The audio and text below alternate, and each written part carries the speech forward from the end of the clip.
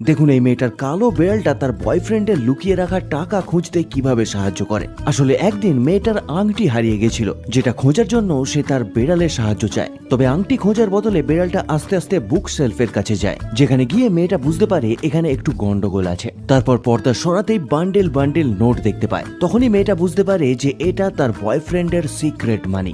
সে তার বেড়ালকে আরো বেশি খুঁজতে বলে, যার পর বেড়ালটা একটা ক্যাবিনেটের কাছে যায় যেখানে চিপসের প্যাকেট রাখা ছিল।